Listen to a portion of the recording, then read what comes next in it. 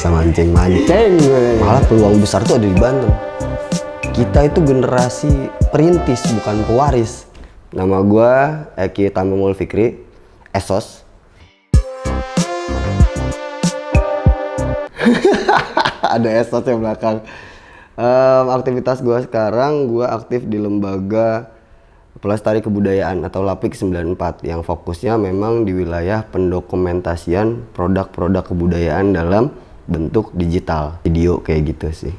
Gitu. Oke. Berangkat dari mana nih Eki bisa konsen di videografi atau ya wilayah visual khususnya? Berangkat dari mana ya? Berangkat gua nggak lepas dari beberapa aktivitas gua selama di kampus.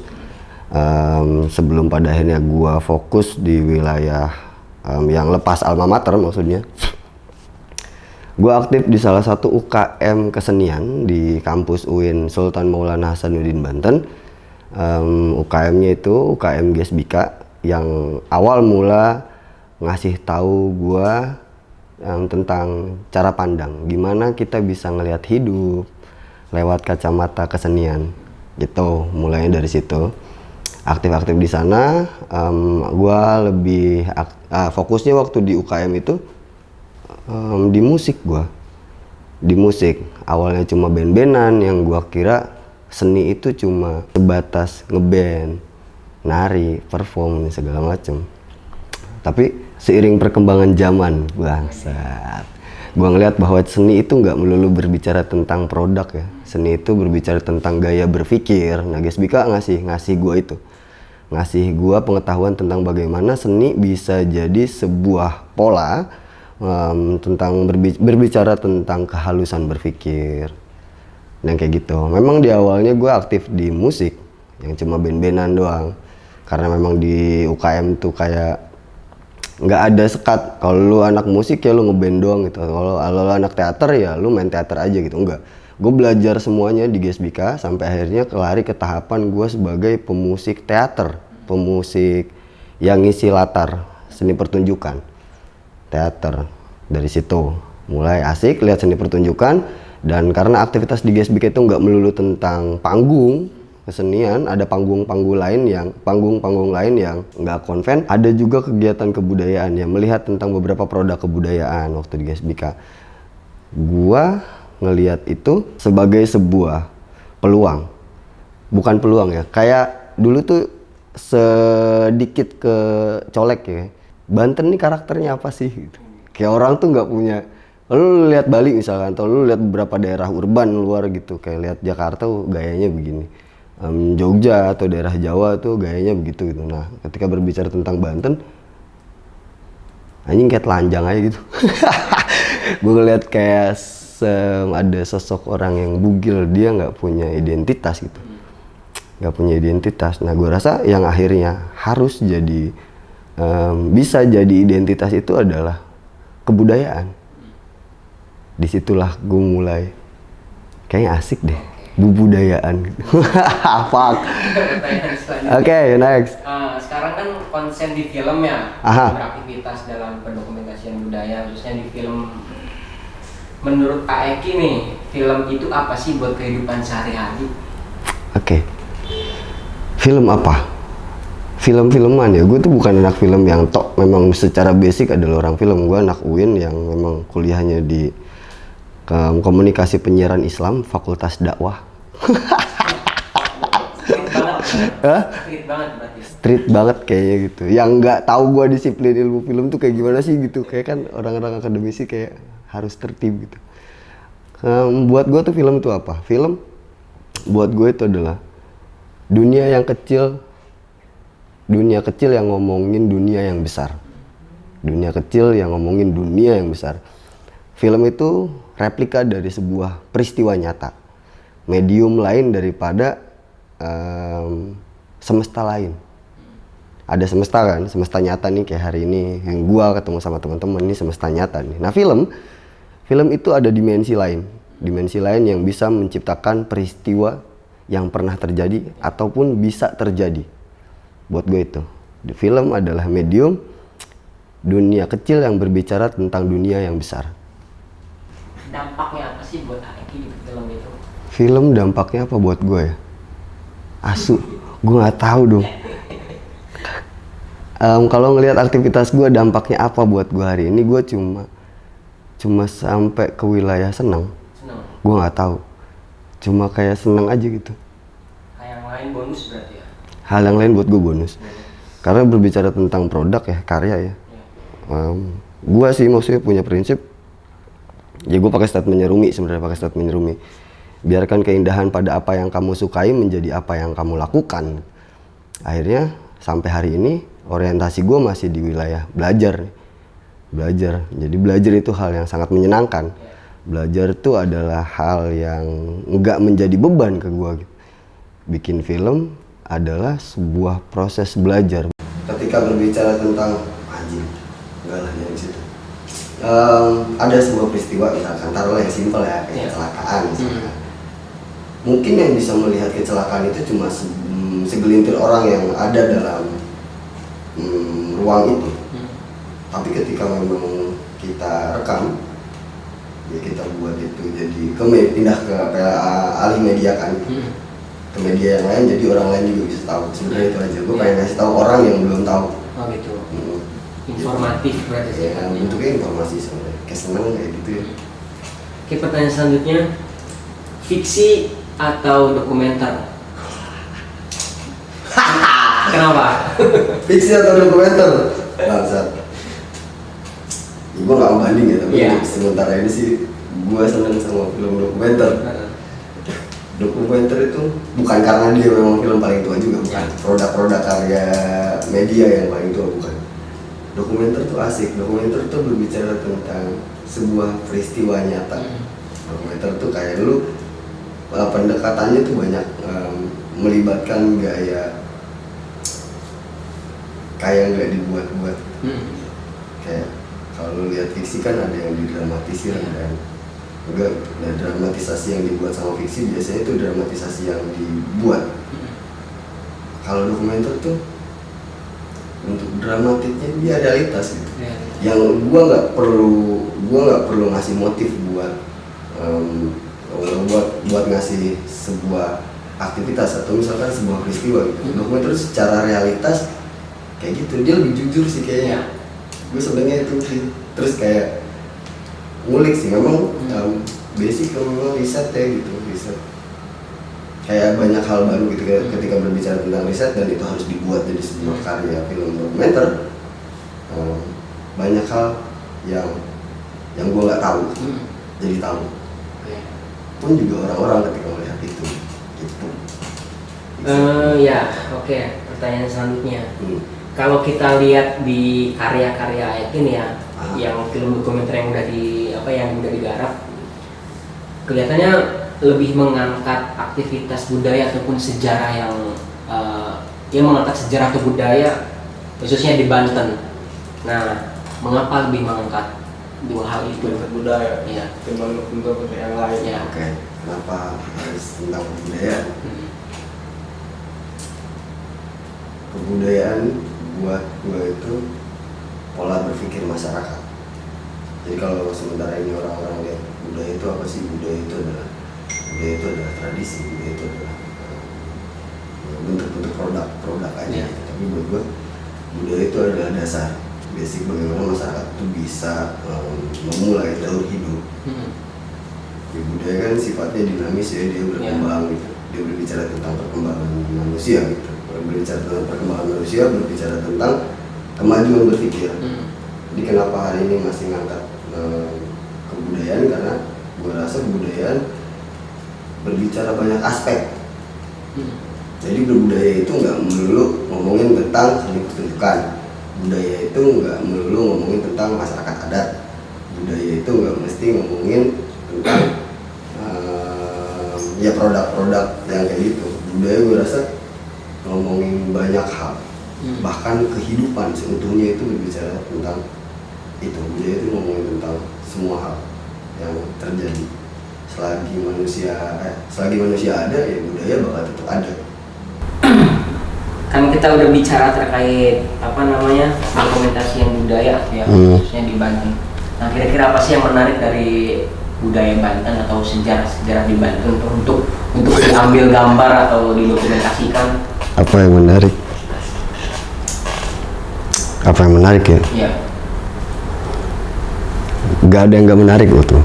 Semuanya menarik banget. Semua menarik. Karena memang yang bikin menarik itu buat gue tuh hal yang luar biasa adalah lo melakukan satu hal, satu kegiatan misalkan. Prinsipnya gini, kecil tapi belum pernah dilakukan, atau pernah dilakukan tapi besar sekali. Prinsip keren tuh buat gue kayak gitu. Nah, apa yang menarik di Banten yaitu dia memang hal yang kecil itu menjadi sebuah aktivitas biasa buat masyarakat yang melakukan itu sebenarnya. Tapi ketika memang orang yang nggak ada di ruang itu, mungkin itu jadi hal yang luar biasa. Nah itu yang gue rasa, karena Banten belum ke expose banget gitu, nggak se-ke-expose Jogja, nggak ke se-expose Jakarta atau kota-kota urban yang lain ya gitu. Banten belum terlalu terekspos, makanya gue rasa ini menarik gitu. Gue rasa menarik banget karena belum banyak orang yang tahu gitu. Dan sederhananya gue pengen ngasih tahu orang-orang aja kalau Banten juga punya gitu. Ya gaya seni yang performatif atau punya nuansa spiritualis ya ada. Banten nggak bisa, ya kesenian nggak bisa lepas dari itulah. Ya Banten juga begitu, bukan cuma sebatas euforia gitu, kayak lu mentas di atas panggung gitu. Cuma itu doang ya, enggak gitu, ada nilai lain gitu yang buat gua itu menarik sih. Paling menurut Mas Ken nih, misalnya kinerja kreatif itu di sini tuh masih pertimbangan, masih kita coba nggak sih gitu? Dijebak nih anjing. Kerja kreatif tuh masih jadi pertimbangan orang-orang ya. Masih banget. Gila ya. Maksudnya kadang orang kan ngelihat aktivitas yang kita lakuin sekarang tuh, ya kita tahu misalkan hari ini yang kita kerjain itu adalah hobi, tapi bukan berarti hobi itu juga nggak butuh dukungan ya, baik itu dukungan moral atau baik itu moral maupun material gitu. Tapi kadang ada orang, ya sederhana lah, kalau misalkan ngelihat kasus kita bikin satu buah produk video misalkan, orang tuh kadang ada yang ngomong, apa sih bikin gitu doang mah gampang gitu, cuma tinggal rekam, potong, sambung-sambungin, kasih backsound. Ya iya sih itu, cuma jangan kayak ya maksud gua kerja ya memang kerja begitu, tapi kan ada hal lain itu dalam artian kayak kita harus merelakan waktu, pikiran, tenaga. Terus teman-teman di industri ini juga kan pasti dia ngulik, dia belajar gitu. Ya hargain itulah, hargain prosesnya. Hal yang kayak itu memang terlihat sederhana kalau dilihat dari luar. Coba lu coba nyuruh monyet ngerekam ya gitu. Kalau nggak nyuruh Bang Bung Tai misalkan, Bang Bung Tai nih editin video gitu. Diem dia karena nggak ada akal. Manusia makan pakai pala kerjanya gitu. Jadi hargain itu dong gitu maksudnya. Gitu gak sih? Aduh kasar, maaf ya teman-teman, maaf. Menurut Aeki, bagaimana sih ekosistem film di Banten gitu kan, menurut Aeki? Terus harusnya bagaimana sih gitu kan? Aduh, harusnya kita harus mulai dari mana? Oke. Harusnya ya. Ekosistem film di Banten misalnya kayak gitu. Bagaimana dulu? Gimana ya ekosistem? Gue mau jawab simpel apa yang ngejelimet nih?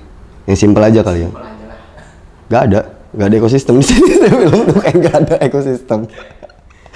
Ya kita tuh banyak yang kerja kokaran gitu ya, kayak kalau mungkin di luar tuh tiap kerja produksi nih, kerja produksi kan kerja kolektif yang itu ngelibatin banyak orang, banyak pikiran gitu. Ada orang yang kerja sesuai dengan job desk-nya masing-masing.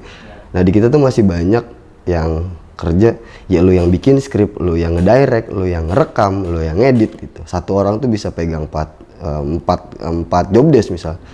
Sebenarnya keren kayak gitu, cuma ngaps ya. Ngap nggak sih gitu, kayak retak kayak gitu bagian pala kanan kan, iya nggak sih gitu satu. Nah itu kadang ada orang yang nggak berpikir gitu, kalau kita butuh orang yang khusus buat bikin skrip karena dia harus fokus di situ. Ada orang yang memang fokus di wilayah estetika gambar misalkan, orang yang fokus di wilayah estetika objek dan lain-lain gitu. dipikirin sistem di sini tuh sebenarnya udah banyak banget orang yang bikin produk film, banyak banget. Cuma satu hal yang sangat disayangkan, nah ini jadi motif kenapa sementara ini kerja di industri audiovisual misalkan di film itu cuma sebatas bikin produk jadi, outputnya cuma yang penting tayang YouTube lah, yang penting tayang Instagram atau di beberapa platform promo yang lain misalkan, karya itu di wilayah situ. Tapi gua rasa itu juga bisa dikomersilkan sebenarnya, sangat bisa, tapi dengan pola yang harus dibangun. Banyak orang yang bikin produk tapi bingung ketika produk ini jadi didistribusinya kemana nih. Kan kalau misalkan lu tayang YouTube doang, persaingan dunia digital kan ketat banget nih, ketat banget ya. Kayak emang produk lu bisa ngejamin, kita nggak bohong ya, maksudnya ada wilayah finance yang memang harus kita pertimbangkan juga gitu. Lu produksi kan butuh makan, lu produksi butuh rokok gitu. Belum lagi butuh yang lain kan, kayak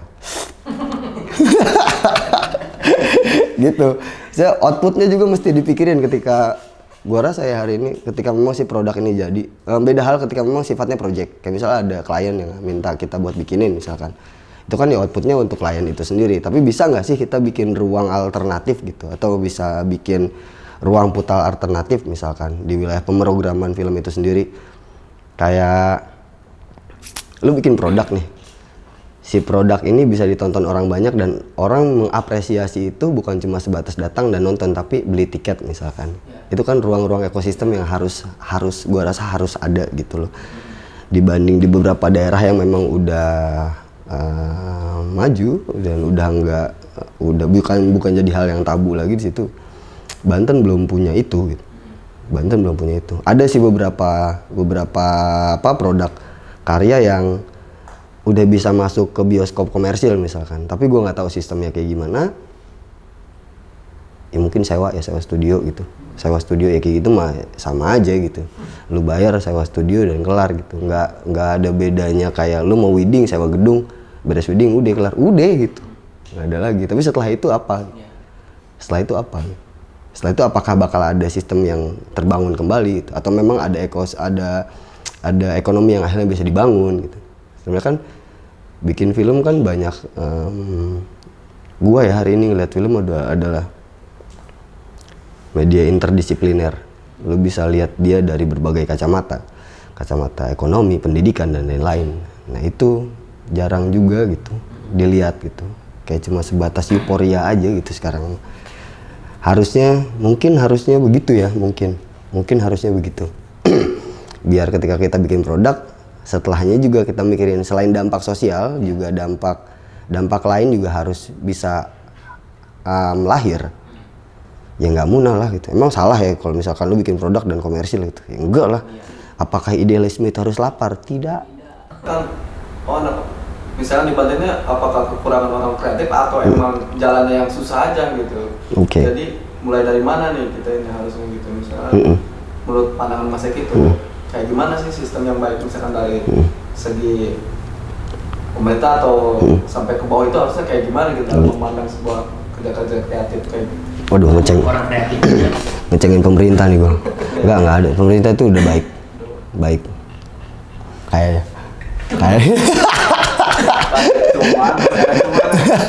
Pasti ada tapinya gitu ya, dikit-dikit ya.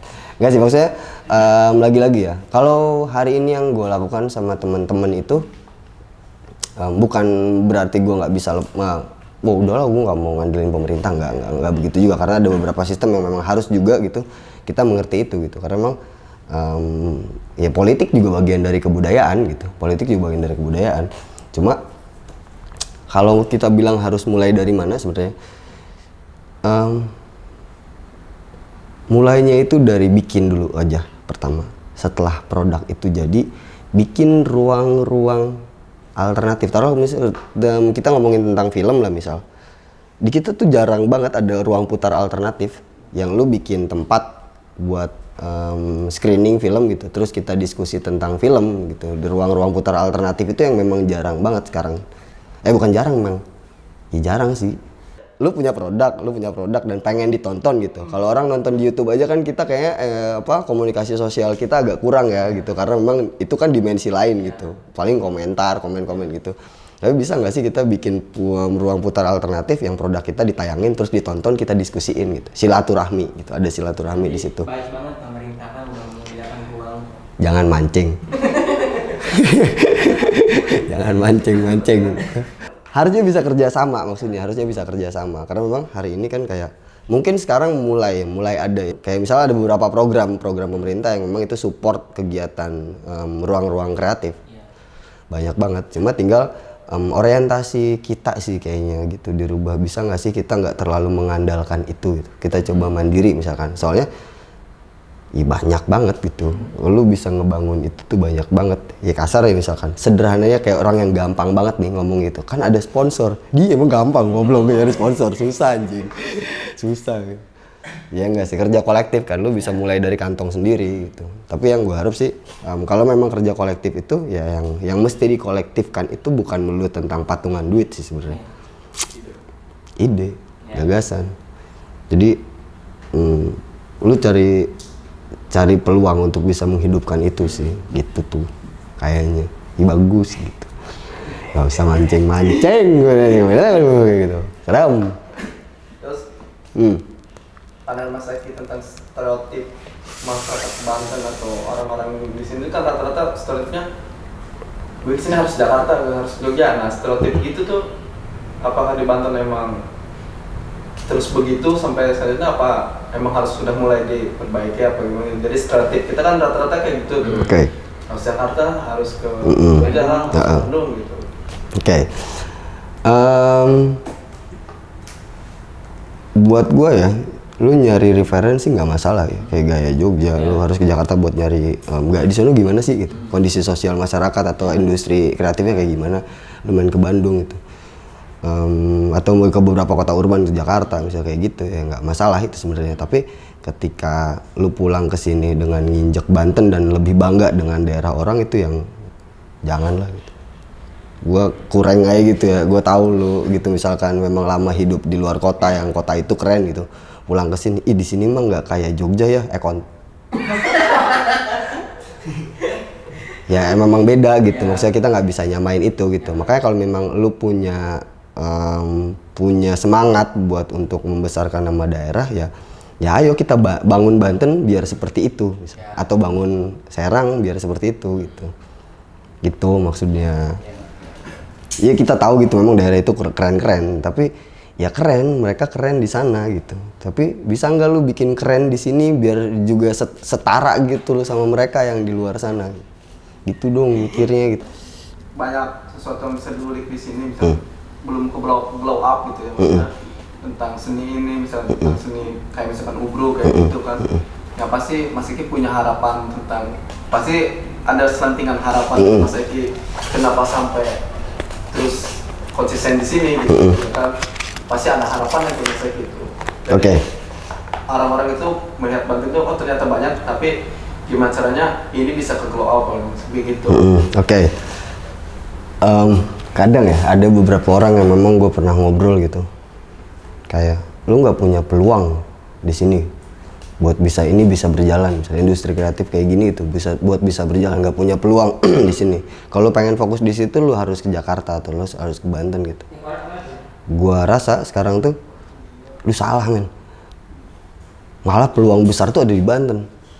Kita itu generasi perintis bukan pewaris, iya gak sih? Kita tuh perintis gitu, bukan pewaris. Ketika memang lu jadi perintis kan lu jadi seseorang akhirnya yang menciptakan hal itu gitu. Nah kenapa gue bilang di sini tuh akhirnya Banten tuh punya peluang besar gitu, karena banyak banget potensinya. Maksudnya bukan nggak ada potensi kita banyak banget. Ya sama halnya sama kayak daerah-daerah lain gitu, kota-kota urban yang di luar kita juga ruang lingkupnya segitu aja sebenarnya.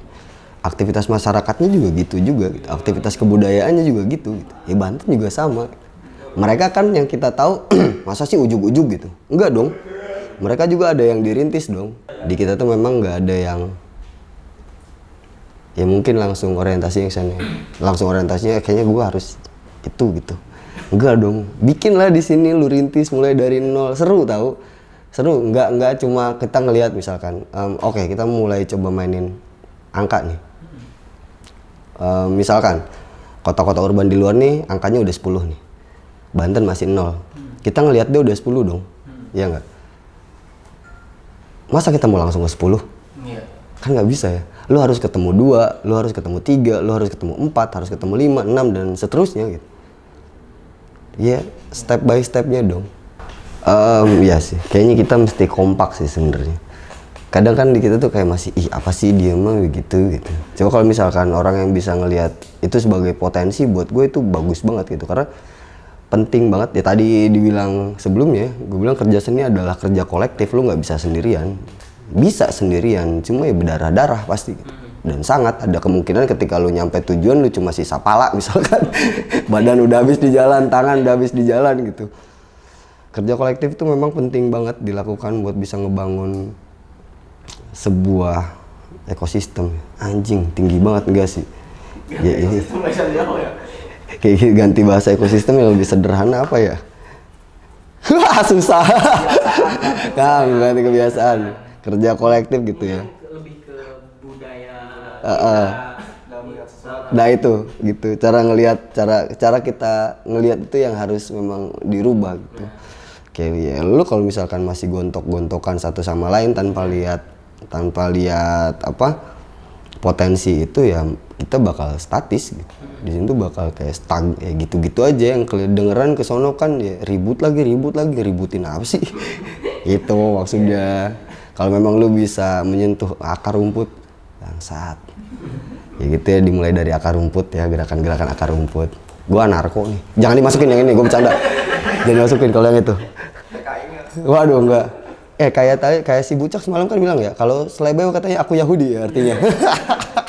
Dapat dari mana? Tai banget ya, ngebangun propaganda ya si goblok. Iya. Gitu sih, kerja kolektif tuh penting banget gitu. Jadi yang nggak semua adalah, kadang sih memang ada ego ya. Maksudnya ego itu penting banget. Tapi kalau misalkan ego lu buat daerah lu ya nggak masalah. Tapi kalau egonya buat pribadi mah ya itu yang bakal ngerusak struktur tatanan gitu. Gitu sih. Terus paling terakhir nih, closing statement dari Mas Eki. Bebas sih mau tentang apa aja, tentang prinsip hidup lah, tentang apalah gitu. Duh. Boleh, masing. Enggak, gue banyak loh soalnya. Waduh, mau yang mana nih? Ada yang sering dipakai dalam kehidupan Mas Eki, yang membuat selalu semangat dalam kerja kreatif, hal gitu, apa gitu, yang selalu membuat semangat. Gitu. Oke. Gue pribadi ya. Ada beberapa sih, gue punya tiga, enggak, beberapa sih yang gue suka nih, ada 3 prinsip hidup itu.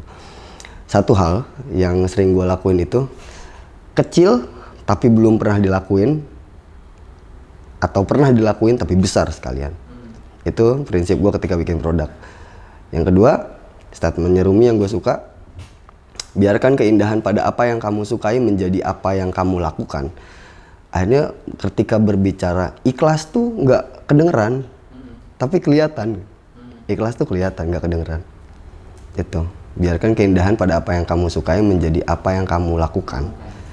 Kalau gue sendiri sih ngutip dari lirik lagu hip hop, memilih berbeda, memilah dunia. Bangsat. Gitu. Jadi closing statement yang tadi diambilnya ya, bangsat.